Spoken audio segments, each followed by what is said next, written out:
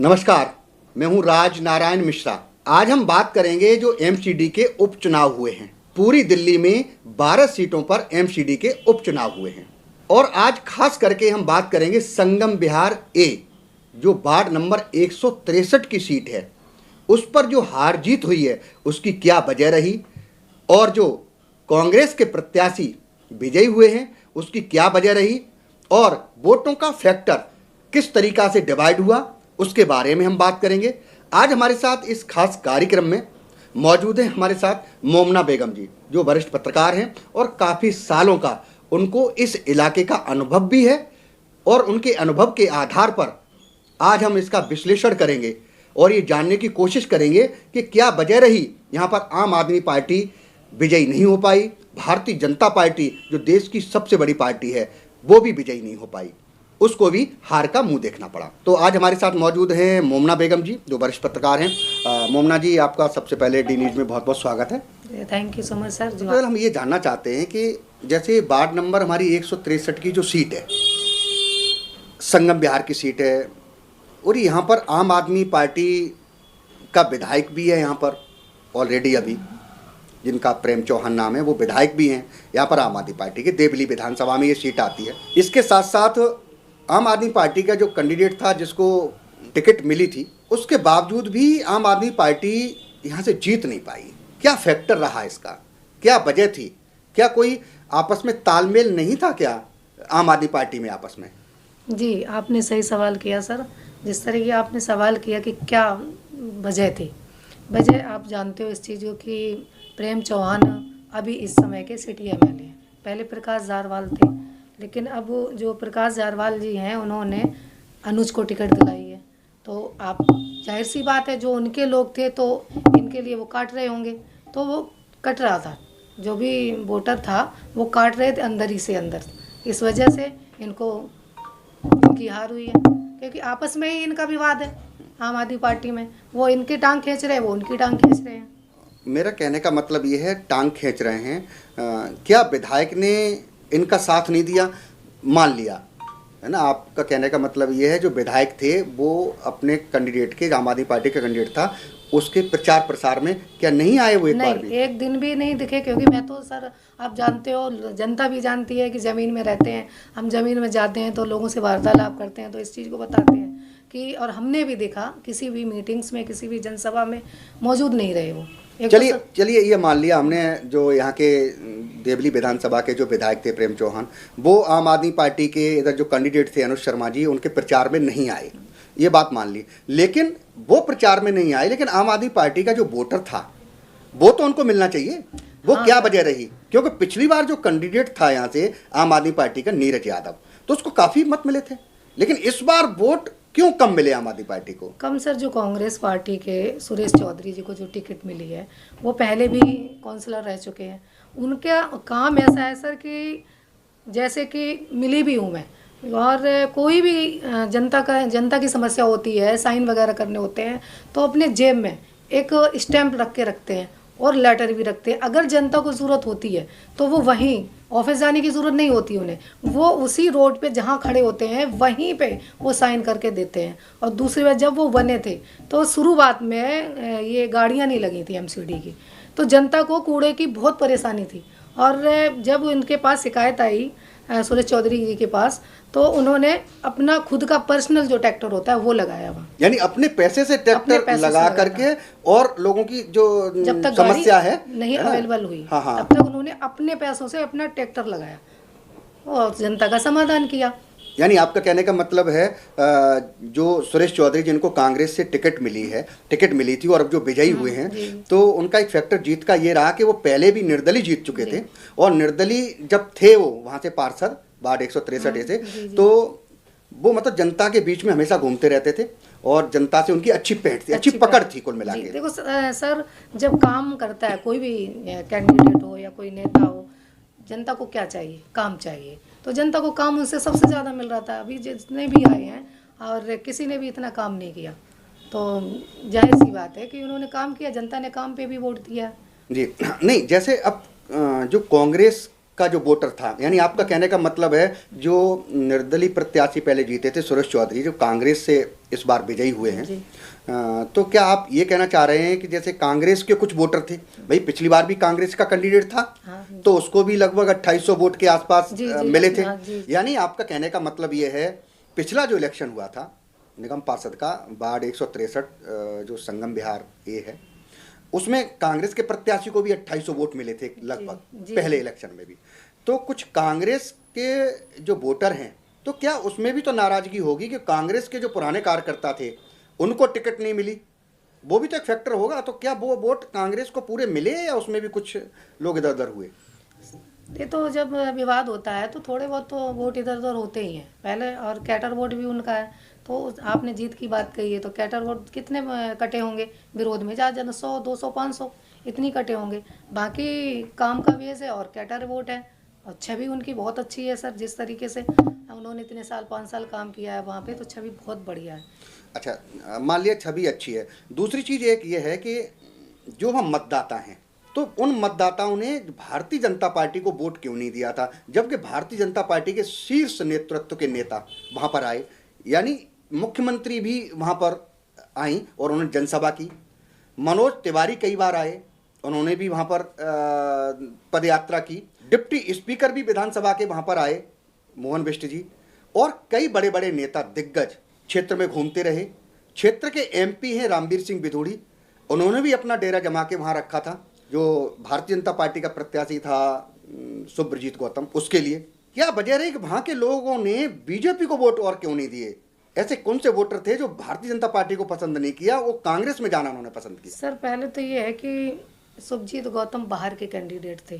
कैसे बाहर के, कैसे कैंडिडेट? यहाँ संगम बिहार में नहीं रहते, क्योंकि जनता की सोच है कि वो एक छोटा सा इलेक्शन है, कि हमारे जो अपने जगह जहाँ रह रहे वहाँ का कैंडिडेट हो। पहले तो वो कैंडिडेट यहाँ का नहीं था, इस वजह से जनता ने सपोर्ट नहीं किया। और दूसरा ये रह गया कि पहले जो निगम पार्षद थे, तो कुछ लोग उनसे उनके आगे विरोध था।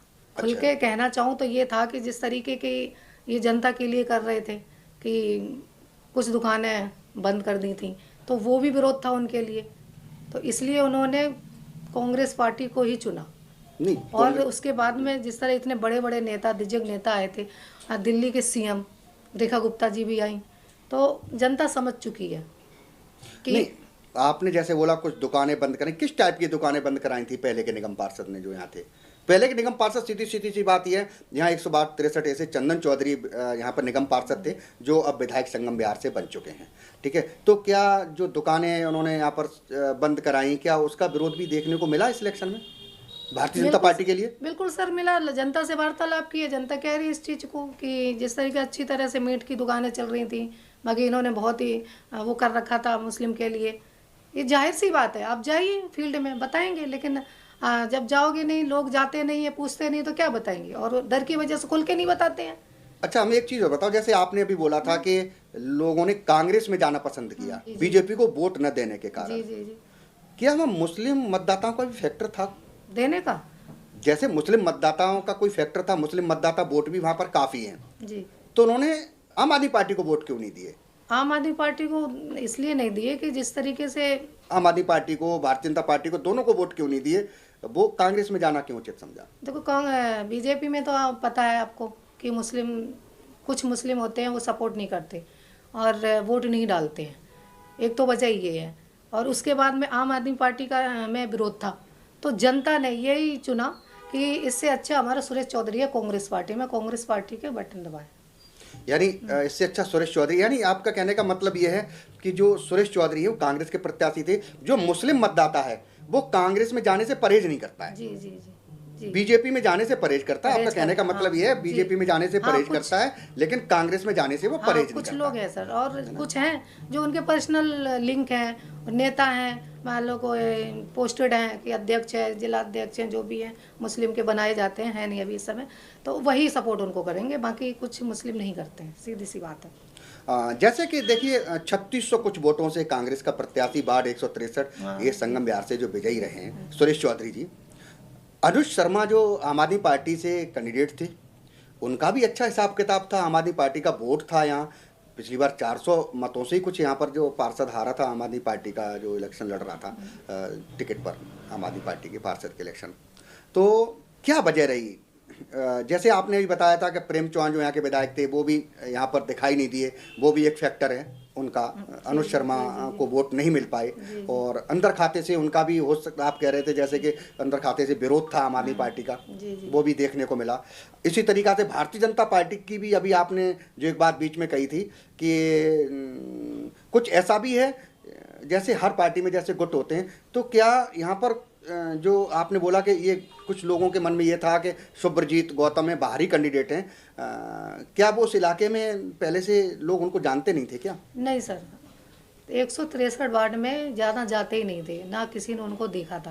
हाँ, इस तरीके में देखा होगा जिस तरह की मीटिंग्स होती हैं, बीजेपी की, भारतीय जनता पार्टी की मीटिंग हुई है या कोई सभा हुई है, वहाँ देखा होगा, बाकी काम के लिए नहीं देखा किसी ने। यानी इसका मतलब ये है कि लोगों के मन में ये रहा कि सुब्रजीत गौतम है वो बाहर के कैंडिडेट हैं। क्या ये कुछ भी देखने को मिला वहाँ पर? जैसे चंदन चौधरी शायद जैसे 2 गुट हो गए, मान लीजिए चंदन चौधरी तो स्टेजों पर दिखाई दिए वहाँ, तो चंदन चौधरी तो कोई 2 गुट तो फिर कहाँ रह गए? वो तो सर जाहिर सी बात है, जब कोई बड़ा नेता आएगा, वो पार्टी की पॉलिटिक्स से, पार्टी की ये आदेश है कि अगर कोई बड़ा आता है, आप सीएम आ रखी थी रेखा गुप्ता जी, तो जाहिर सी बात उन्हें जाना जरूरी होगा, वो इसलिए गए, वो दिखे इसलिए। यानी आपका कहने का मतलब ये है जो बड़ा नेता आया तभी चंदन चौधरी ज़्यादातर मंचों पर दिखाई दिए, और जिस स्तर से उनको प्रचार प्रसार करना चाहिए सुब्रजीत गौतम के फेवर में, उस ढंग से नहीं किया जैसे कि अपने इलेक्शन में किया। अपने इलेक्शन में किया, किसी घर घर जाके उन्होंने वोट मांगा, तो घर घर किसी कहीं भी नहीं दिखे। वो क्यों नहीं दिखे?